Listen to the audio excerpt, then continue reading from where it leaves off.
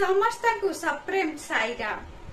आसंतु सुनिबा आजिर प्रशांति अनुचिंता शुद्ध प्रेमर स्वभाव कौन एवं सेहीपरि दिव्य प्रेम को विकसित करिबा काहींकि अत्यावश्यक अटे। भगवान आज यह स्पष्ट भाव रे वर्णना करिबा सह आम भीतर दिव्यत्व को विकसित करिबा पद्धति विषय रे शिक्षा प्रदान करिसेंते। मनीष आज तीन प्रकार खराब प्रवृत्ति यथा क्रोध, द्वेष एवं ईर्ष्या द्वारा कबलित होई रही। एगुड़िक मनीषर मन को विषाक्त कर देउछन्ते। फलस्वरूप मनीषर प्रत्येक कर्म विषाक्त होई जाउछि। से कहूथुबा प्रत्येक शब्द विद्वेषपूर्ण होई जाउछि। मन द्वारा परिचालित होई से करूथुबा प्रत्येक कर्म दूषित होई जाउछि। समग्र कर्मेन्द्रिय गुड़िक मध्य प्रदूषित होई जाउछि।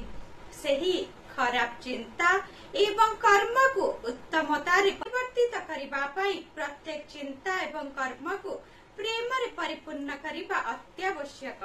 जेतेबेले मन प्रेम द्वारा पूर्ण होई जाए सेतेबेले समस्त कर्म गुड़िक मध्य प्रेम रे द्रवीभूत होई जाए। आज मनीष प्रेमर प्रकृत अर्थ विषय रे संपूर्ण भाव रे अज्ञ। मनीष कामना को प्रेम सहित समान बोली भावी थाए।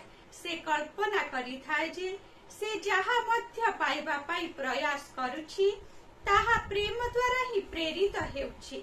एहा प्रकृत प्रेम नुहे।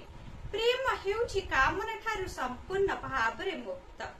एहा संपूर्ण निस्वार्थपर।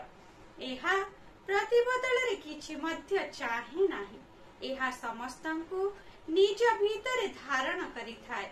एहा मित्र और शत्रु भीतर पार्थक्य देखि न थाए।